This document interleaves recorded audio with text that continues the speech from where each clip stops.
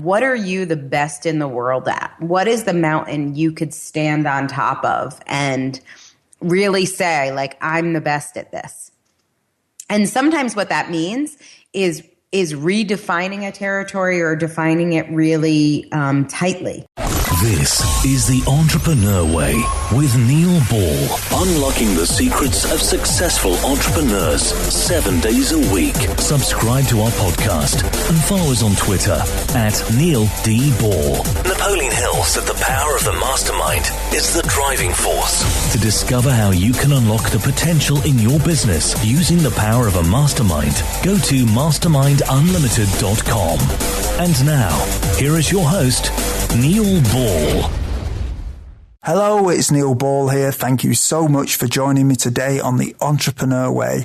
The Entrepreneur Way is about the entrepreneur's journey, the vision, the mindset, the commitment, the sacrifice, failures, and successes. I'm so excited to bring you our special guest today, Dr. Angela Lauria. But before I introduce you to her, I have a quote for you. Sugata Mitra said, "Learning is the new skill. Imagination, creation, and asking new questions are at its core." The Entrepreneur Way asks the questions so we all get the insight, inspiration, and ideas to apply in our businesses. Angela, welcome to the show. Are you ready to share your version of the Entrepreneur Way with us? Okay, I'm ready. Let's do this. Yeah, thank you for coming on the show, Angela. Super excited to be here. Thanks for having me. Dr. Angela Lauria is the founder of the Author Incubator and creator of the Difference Process for writing a book that matters. She is the host of the popular Book Journeys Radio and Page Up podcasts. Helping people free their inner author since 1994, Angela has created almost 200 best-selling authors in the last 2 years. She is the author of the best-selling book, The Difference, 10 Steps to Writing a Book That Matters, and the Incubator Author, 10 Steps to Start a Movement with Your Message. Her clients have been seen everywhere from Vanity Fair to O Magazine to the Today Show. She lives at the Author Castle in McLean, Virginia, with her husband Paul, her son Jesse, and their ebony and ivory coloured castle cats. Angela, can you provide us with some more insight into your business and personal life to allow us to get to know more about what you do and who you are? Yeah, I mean, I think my story is in some ways like a lot of entrepreneurs. I've always been passionate about books, and I remember being 9 years old and spending a weekend locked in the house reading every Choose Your Own Adventure book in the series. And it was always my passion, reading, but not just reading. I would almost get inside books. But I think the thing that's different about my story is my dad was an entrepreneur. And he actually started a business when he was 16. So when he was 12 years old, he started shining shoes on the church steps in New Haven. And he made money from shining shoes, and then he bought his first car, which he took apart and put back together and sold it to somebody for more money than he bought it from when he was 16. And so I grew up thinking that everyone sometime between the age of 12 and 16 finds what they're most passionate about in the world and then goes and does that thing they're passionate about and makes lots of money. And I literally thought that was what everybody did. So I was passionate about books, and I majored in journalism. And then when I was a senior in university, one of my professors recommended me to one of the world's most famous authors to be a research assistant, which seemed obvious to me. And I've just always made this incredible living helping people bring their books to life. But until I was 26, I thought that that's what everybody was doing. So I thought everyone sometime between the age of 12 and 16 found what they were passionate about and then got lots of organic opportunities to make lots of money doing the thing they were meant to do. So I had no idea that wasn't how it worked for everyone else. Mm-hmm. And Angela, can you just tell us a little bit more how you actually make money from what you do? Yeah. So, I mean, when it started, I just would always get referred to authors to help them write a book. And after about 20 years of just organically building a business without really being an entrepreneur, I was just like a lucky freelancer. About 6 years ago, I started a business, which we call the Author Incubator, that takes authors from the idea from a book to having a bestseller in their hands. And so we call it incubation, but we do everything from the book strategy, the concepts, the marketing plans, the actual design, the publishing, the editing, every single thing that happens for an author. We're sort of like an agent, a publisher, and a book coach all in one. Mm-hmm. And so we really have had tremendous success. People who come through the program, they pay for the program, but most of our clients are seeing a 5 to 10x return on their investment. And what's more, their books are making a difference and helping people. We do exclusively nonfiction, so how-to business books, self-help books, personal growth, spiritual books. And we've just seen such a tremendous impact from the books that we've published because the authors are really allowed to be passionate about what they're passionate about and mm-hmm. brilliant at what they're brilliant at. And we handle all of the things in the publishing world, publishing and marketing and distribution, so they don't have to become an expert in that. Mm. The service that you're offering then, is that quite a unique service? Because I think quite a few authors will get the book published and then they're sort of left on their own, aren't they, to market the book and things? Exactly. So what I've seen is people do... you can get multiple people to do these things. So you can hire a book coach, you can hire an editor, you can hire a designer, you can hire a book marketing strategist. The problem is everyone pulls you in opposite directions, and it's a lot of money to invest. So like you invest with the book designer and they have one concept for your book, and then you invest with the editor and they have another concept, and you don't even realize they're pulling you in separate directions. So unless you're really good at publishing in the first place, which if you were, why would you be doing for the first time? You're probably not. So most authors defer, especially first-time authors, they defer to all these experts, but they don't realize that even if the experts were good in a silo, it's really the strategy that pulls everything together that's the problem. So even people who publish with traditional publishers don't really have support from the beginning to the end. So that's really why I invented the Author Incubator. And it just came out of the fact that for almost 20 years, I actually think it was 17 years, but for almost 20 years, I did almost all of these jobs, and because they just fell in my lap. Like, I would just be like backpacking in Switzerland and I'd meet an author who would give me a job to do book marketing for him. Or I was on the tube in London and I ended up getting a job helping a fashion reporter in Manhattan who happened to be visiting London to write a book. So I had done all these different sorts of projects. And I just don't think there are most people who have such a broad area of expertise in books. So usually you can get all this stuff, but you get it separately. It's great that you're offering that service. So what do you enjoy most about what you do? For me, it's all about, this is the truth. This is sort of embarrassing, but this is the truth. I really just wanted someone to pay me to read books all day because it was the only thing I loved in the world. And now I get paid lots of money to read books all day, really, and give people my opinions. So just before we hopped on this recording, I was reading a chapter from a manuscript from one of our authors. And then I get to tell her everything I think. And she actually will listen to me and we'll make a better book together. And her book, what was I just reading about? Oh, her book was about decluttering and the power of clutter to kind of keep us back from our goals. And I don't have a major clutter problem, but I love that I get this ninja information from the world's leading experts in topics I wouldn't otherwise necessarily go buy those books. So I feel so prepared for everything. I've probably read, 200 manuscripts this year. maybe more, plus the books that I actually also read, because I can't stop buying books. I'm looking at a pile of like 15 books I'm in the middle of. But reading all day is what I always wanted to do, and I can't believe I get to do that, make lots of money, and help people in the process. Wow. And what is it that drives you?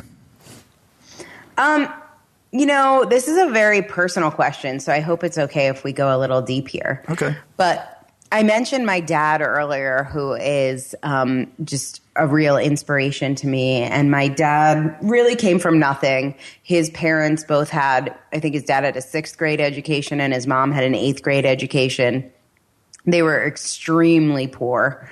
And really, my dad built his whole business on his passion for cars. So he built 1927 to 1934 Ford replicas.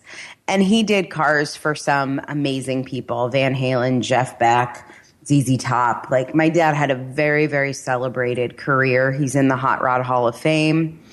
But in the end, he ended his business in a way that didn't continue that legacy. So the business was sold at sort of a low price to a competitor and was quickly shut down. And he basically sold the client list, and he had over 1 million clients.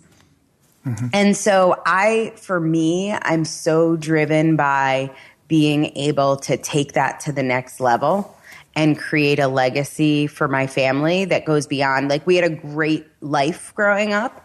We had great vacations and we lived in a really cool house, and, we met celebrities and we had incredible opportunities.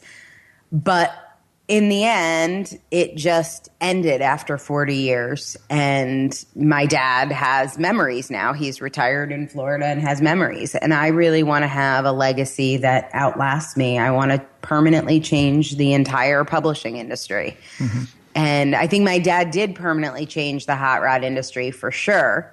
But I wish he made a little bit more money on that. Okay. And so you love reading books. You read books in what you do. What do you do when you're relaxing? You're going to say reading books, don't you? I know, right? I think of one thing. So I read nonfiction for my job. Yeah. And about once a year, I will read a fiction book. It's very calculated. I have to talk about it for about a month beforehand and prepare for it. Mm-hmm. But I do occasionally read fiction to relax. Mm-hmm. But really, I am super lucky. We live in so we have this castle, which is kind of a retreat facility, and we bring authors to this pretty incredible place to write their books. And when my authors aren't here, we have an amazing indoor pool and a hot tub and a sauna and a gym. And so, and I have a 10-year-old son. Mm-hmm. And so I definitely spend a lot of time relaxing, either playing Plants vs. Zombies with my son or splashing around in the pool with him. Mm. And do you have any entrepreneurial role models? I have for a long time been inspired by Sheryl Sandberg. From Facebook, but I've actually been following her since her Google days. So I ran, for one of my authors, I ran one of the first paid search campaigns. And that was back in 1998. And I worked for a startup company called Conscious Media, which was an online bookstore that was a nonfiction kind of new age spiritual bookstore. And we found all of our book buyers through Google AdWords. And at the time, Sheryl Sandberg was running it. So I started tracking her back in 2000, I think. 99 or 2000. I was in grad school at the time that I was working there. And so I've watched her career progression. And really what I'm most interested with her is leadership. And so I think so much of our success as entrepreneurs is being the person we want to be tomorrow or in 5 years.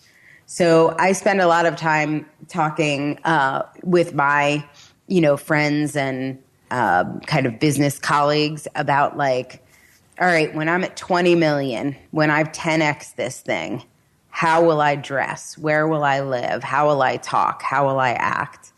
And I've watched Cheryl do that. She's always a step or two ahead of where she is in her career, in her thoughts and in the way that she kind of manifests her opportunities. Okay. Angela, can we talk about the time before you were an entrepreneur? What difficulties did you have to overcome when you started your business? Well, I was a single mom, and I wasn't always a single mom. I was married, and when my son was about 2, we got divorced. But I had the car payment and the house payment and everything set up for for a 2-wage earner household. And I was definitely not prepared to have to pay all the bills myself and start a business. So the biggest thing I had to overcome was the thought it would be irresponsible to start a business right now. That was my predominant thought. It would be irresponsible to start a business right now. Mm-hmm. And so I kept telling myself I had to be miserable, squash my passions and desires, and I had an opportunity to do content marketing and books for a backup Windows Server backup software company. And I kept thinking the responsible thing to do is to take the full-time job writing books about Windows Server backup software. And that might seem like a little thing, but the option between a variable amount of money and $10,000 a month was huge because I was a first-time single mom and I had more responsibility than I could handle. And so I really had to, I remember changing that thought to risky is the new safe. And I really reprogrammed my brain. And I'm like, it's so much safer for me to start my own business and learn how to control my destiny so that I can take care of this child for the next 18 years than to take what seems like a safe job right now that I could get fired from any time and then I'm completely at the will of the next employer. So I really flipped the thought from it would be irresponsible to start a business as a single mom to the most responsible thing I can do is figure out entrepreneurship right now so I'll know for sure I could take care of my kid. Mm. I think that concept of risky is the new safe. I mean, I've heard that the other way around, that safe is actually risky. So having a job, especially these days, because it's rare to get a job for life, is actually riskier, isn't it? So I really convinced myself of that. Yeah, I've heard that. And did you have any doubts that delayed you starting your business? I did. I mean, this is what I did. I had my foot on the clutch and the gas at the same time. Mm. So I kept thinking, so I didn't really delay starting my business, but I was kind of half in. So I started my business and I got some clients, but then I kept some corporate work on the side. It was book work, so I would justify it. Like I did a book at the beginning that was about child identity theft. And it wasn't really in my sweet spot of helping entrepreneurs, but it wasn't that far off. It was a publicly traded company that did the book, but it was kind of an entrepreneurial division. And so I would tell myself that I was all in, but the truth is I wasn't really fully committed. I was kind of trying to keep my foot a little bit on the clutch so at any point I could go back to corporate.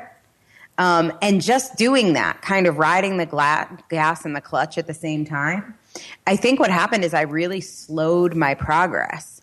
I think if I was just all in on the gas, I would have probably gotten to where I am 2 or 3 years sooner. And what mistakes did you make that slowed your journey? I mean, I think you've alluded to that there. Yeah, it was just, I felt like I was so brave, but I really wasn't as brave as I could have been. But I couldn't see that. So I don't know, like if I would go back in time, I don't know if I could convince myself, hey, you're not all in. I felt terrified. Like I felt all in. But in retrospect, I could see I was hedging my bets. Yeah. What are some of the things that you did before you started your business that would be helpful tips to some of the listeners who haven't yet taken their first step on the entrepreneur way? Well, the thing is, I knew my stuff. So I get a lot of people who want to write books with me and they'll tell me in their interview, like they're going through a painful divorce and their life is upside down and they're living in their mom's basement. And then I'll say, what's your book about? And they'll say, recovering from divorce. And I will very politely not invite them to write a book with me. Because I think one of the things I see that people do wrong is they have an expertise, but they get excited or they get stars in their eyes about some other idea that's new and hot for them. And so they want to build a business on something they're not an expert in. So I would figure out, like, what are you the best in the world at? What is the mountain you could stand on top of and really say, like, I'm the best at this? And sometimes what that means is redefining a territory or defining it really tightly. You know, like, we don't do books by entrepreneurs that have businesses that are over $1 million a year. Now, I could be real good at that, but I would not be the best in the world. But one of the things that we do is we focus on coaches and speakers who are currently making somewhere between $20,000 and $100,000 a year. And we get them to $200,000 to $500,000 a year within 6 months of bringing out their first book. So that's what we're the best in the world at. I could do that all day long. And so people come to me all the time and they'll have $1 million business or they'll have a $0 business and they still want to do a book with me. And because I know what we're good at, I know who to say no to with kindness and sometimes with a referral. But I think that most people, before they start their business, do not define the mountain that they want to defend. And they're not honest with themselves about what they're actually qualified to do versus what they want to do. Now, you still get to do some of that other stuff that you're maybe not qualified for, but you have to find a way to hook it to what you are for sure an expert in. And if you're not an expert in anything yet, go build that expertise. And you do not build that expertise by taking classes. You build that expertise by getting clients. Angela, can we talk about the entrepreneurial journey a little bit now? And do you think culture is important from the beginning in a business? This is a very pertinent one to me right now. I think culture is inevitable from the beginning. So I think it's happening whether you know it or not. And I'm trying to be more conscious and intentional about that because I think it's happening one way or another. And how are you trying to be more intentional and with that? So this is kind of my thought is like there is a culture. And I'm talking here about like the corporate culture or the culture of our business. There is a culture, but I think it's happened so organically that I'm trying to like define that. You know, we have a mission statement, we have a vision statement, but are we really living it? Does it match up with what we do? Yeah. And so we ask those questions pretty regularly as a team. I think it's one of those things, this, where some people feel that you should just let it happen organically and that leads to you being more authentic, and then other people think you should define it and decide exactly what you're trying to achieve and how you're trying to run your business and how you want people to perceive your business. So I take it you want to have a little bit more structure to what you're doing. Is that what you're saying? Yeah, but I'm conflicted here because I think it's going to be organic. Yeah. I just want to be honest about it. So it's sort of like, for some people, it might happen organically and they might not talk about it. For some people, they might say, like I'll say Tony Hsieh from Zappos, like, we want happy employees and happy customers. And they're trying to be really organic and kind of force a culture in a certain direction. My thing is, I just don't want to lie about it. So I don't want to be saying our mission statement is this and then doing something else. I want to this is kind of a sunshine policy, but I want to very clearly say, this is our culture. This is what we're doing. this is the mission statement we're living. Is everybody good with that? Like, as a team, are we good with that? Because we might say our mission statement is, to get people the best books in the world.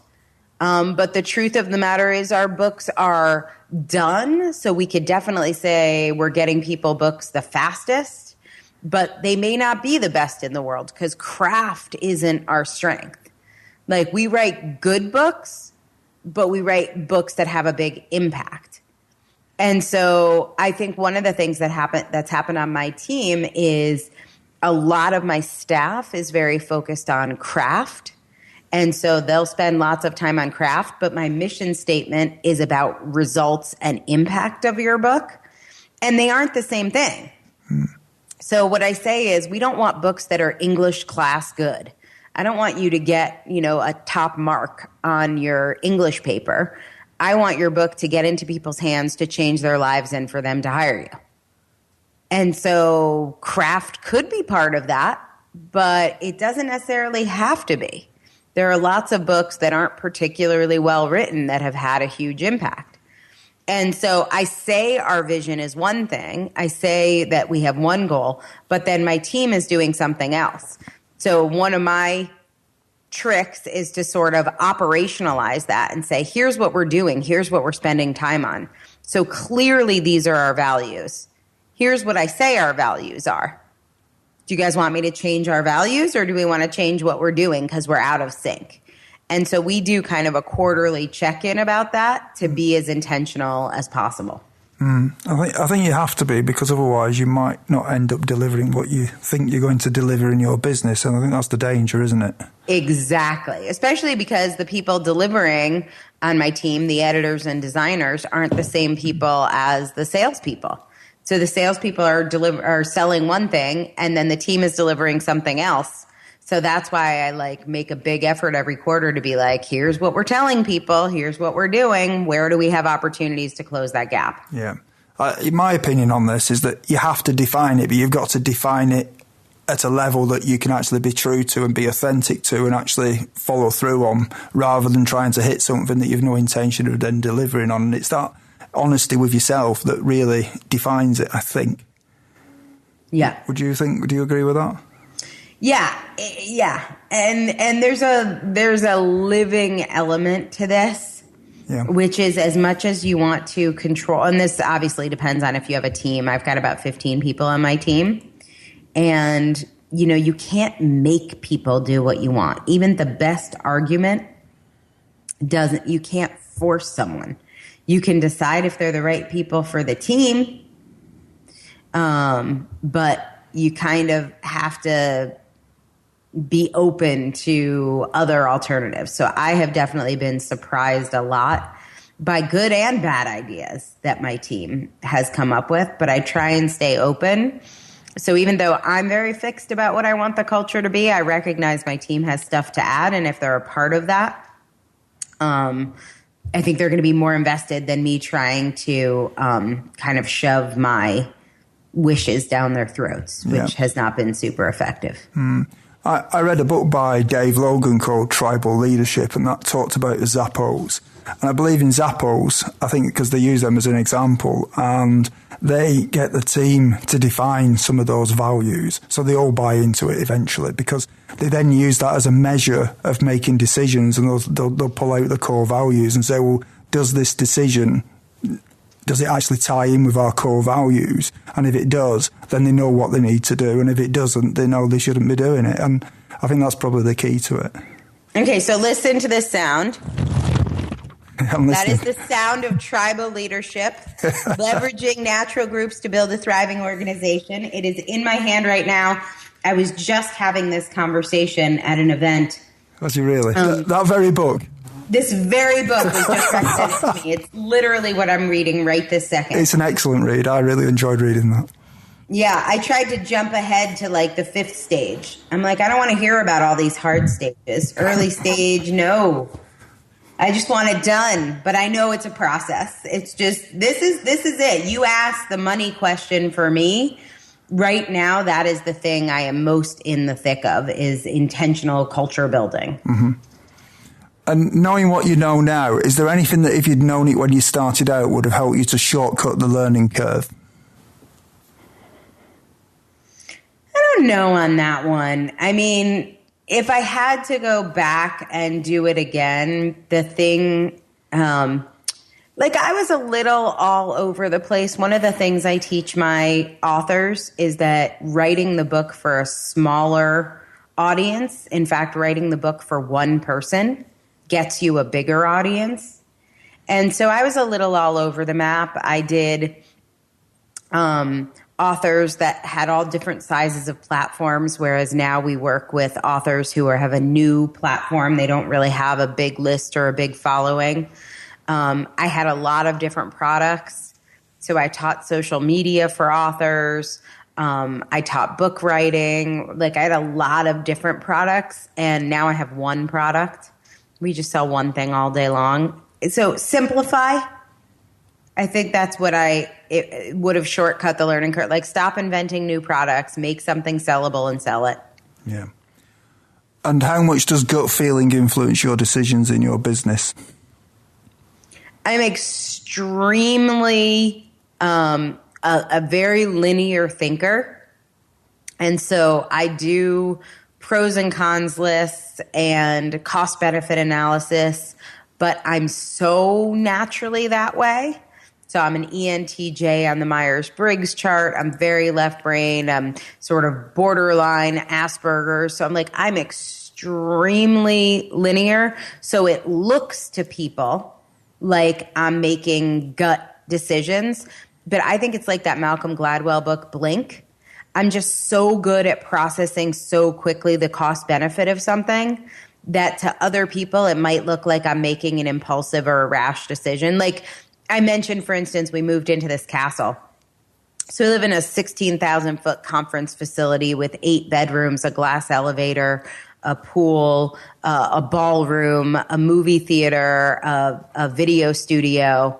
It's literally one of the most incredible buildings I've ever been in my life.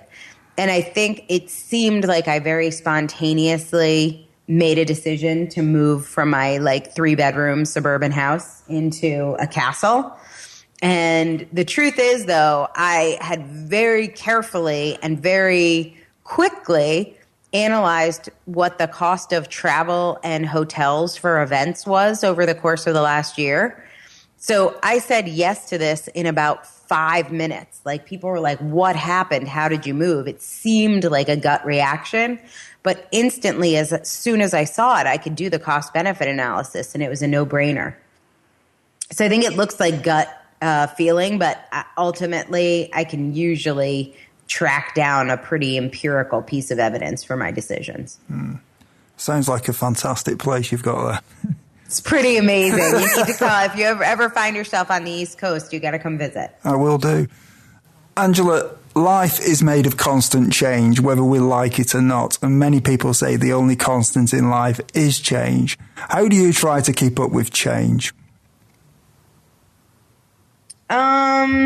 Yeah, we've been going through a lot of that. We've grown so quickly this year. Or in 2015, so I guess last year at this point.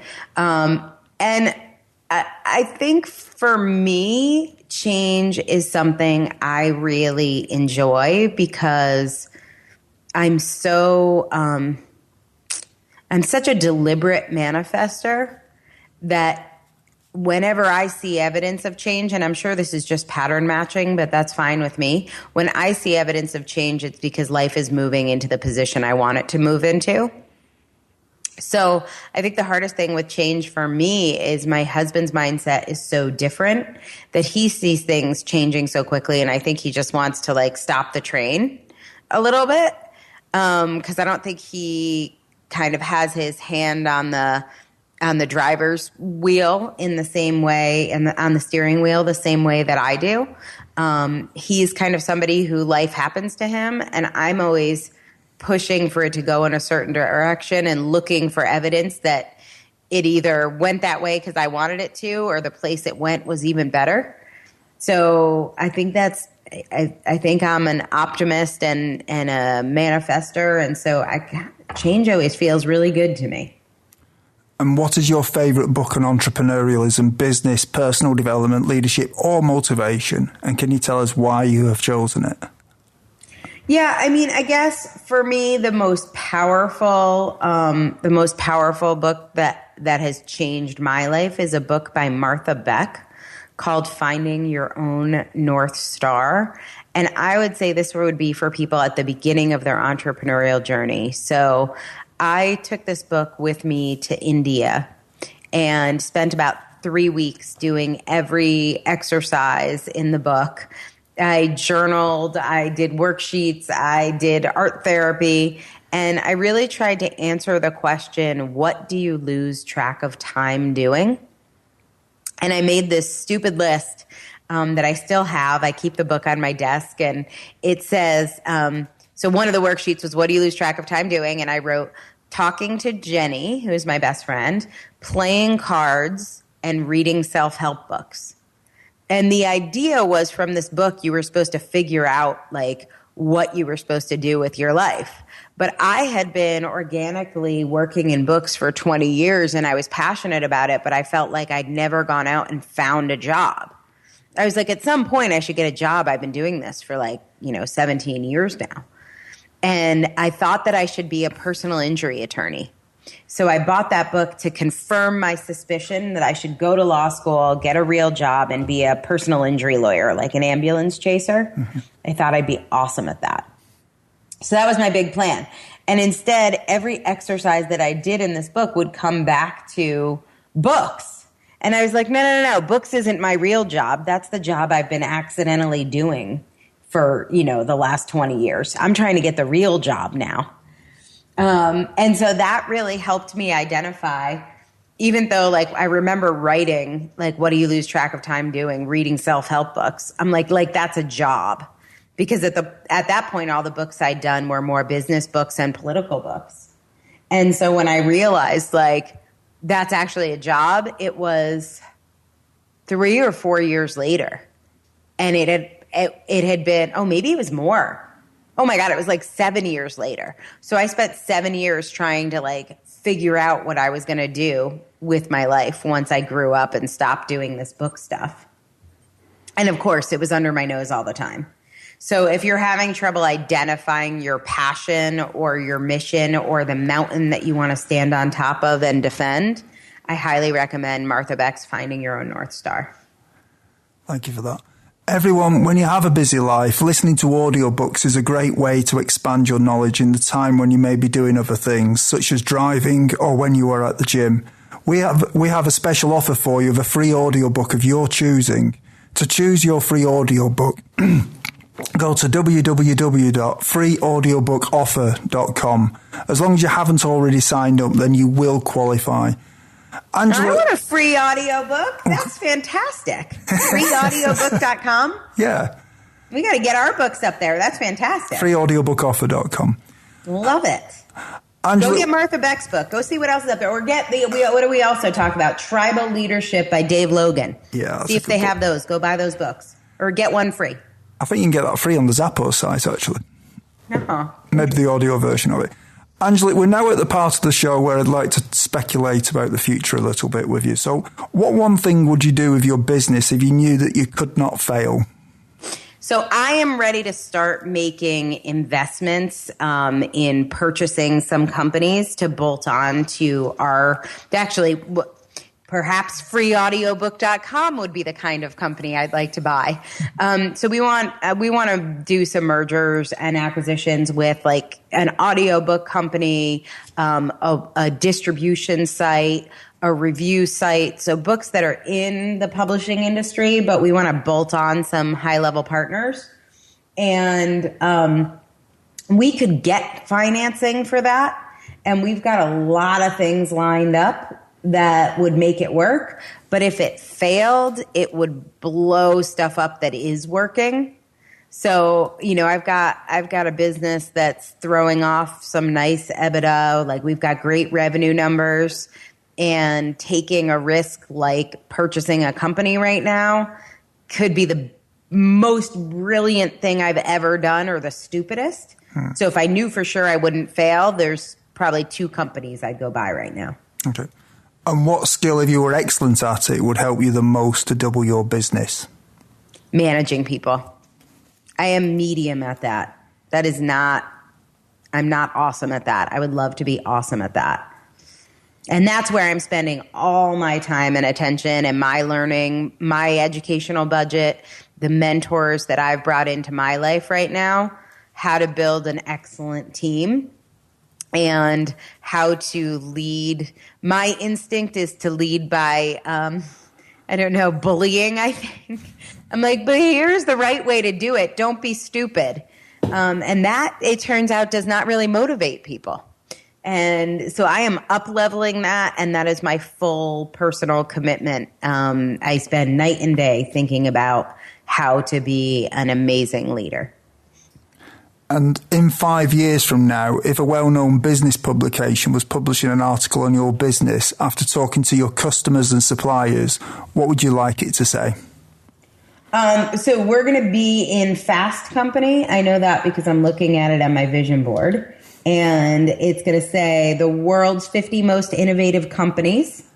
And we're going to be on that list of 50. And our customers and suppliers and partners are going to talk about how we have revolutionized the publishing industry by making it possible for publishers to make more money, for authors to make more money, and most importantly, for readers to get real substantive change and results from nonfiction books. We're now at the part of the show where you share 3 golden nuggets with us. So, Angela, what is your favourite quote and how have you applied it? So I know you probably meant like quote from an expert, and I'll give you one of those too. But my personal quote that I say all the time to people is the more you do, the more you do.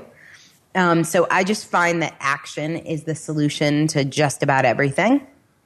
And then I'll give you a quote that I've been spending a lot of time with lately. It's from a guy named Jesse Elder, who is a mastermind leader and mentor in Austin, Texas, and a friend of mine. And he says, be the lighthouse, not the tugboat. I like that. And that is, when we've talked about managing teams, when we've talked about working with clients, I've really taken that to heart. And we even have internally in our organization the term tugboating. And so we'll say, like, are you tugboating there or are you lighthousing? And so we've really sort of built that into our culture, is that we are the lighthouses, not the tugboats, because that gets better results. And that's really the reason we do it. And do you have any favorite online resources that you can share with us? Certainly, if anyone is interested in writing a book, check out the Author Incubator, because there is a free offer to get my book, The Difference, which is the 10 steps to writing a book that matters. And then this isn't exactly an online resource, but this has been huge for my clients and my team. Everybody who I work with does the Fascination Advantage by Sally Hogshead. And if you haven't done that test, it has definitely changed everything about the way that we write and market our books and how our team interacts. So that is one of my favorite online resources right now, Sally Hogshead's Fascination Advantage. What is your best advice to other entrepreneurs? My best advice to other entrepreneurs is to go all in and to really question your beliefs and areas where you are not fully committed to your mission. I think so many people that I see kind of think of entrepreneurship as a nice to have, but they tell people they're all in, but they've really got backup plans and ways of wriggling themselves out of it that they spend more time working on than really living into that space of leadership where there's no world in which this isn't what you're doing. So go all in. Everyone, if you didn't manage to get a note of Angela's favourite resource or her favourite book, then you can find the links on Angela's show notes page. Just go to theentrepreneurway.com and search for Angela or Angela Lauria in the search box. Angela, is there anything else that you'd like to add about your business? No, just if you have thought about writing a book and you wondered if it would change your business, the thing I want to say is 90% of books make no impact to your business because most people know how to write, but they don't know how to write a book that makes a difference. So make sure that you focus on the strategy and not the tactics. Getting 30 to 60,000 words onto paper takes somewhere between 15 and 40 hours. It's basically a week of work. I was a ghostwriter for years. It would take me a week to write a book. That is not the hard part.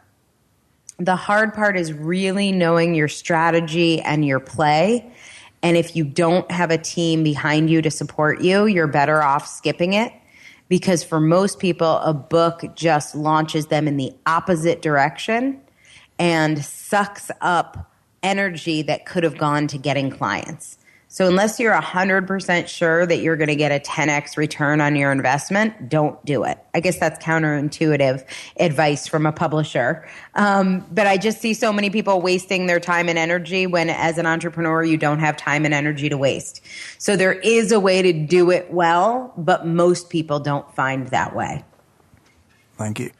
Angela, at the beginning of this conversation, you talked about you like to get inside books, and feel like we've really got into this inside your head and got to understand your business thinking and your philosophy behind business, which has just been fantastic. So thank you very much for coming on the show. You've really given us a lot of insight and passed us quite a lot of experience on. So thank you.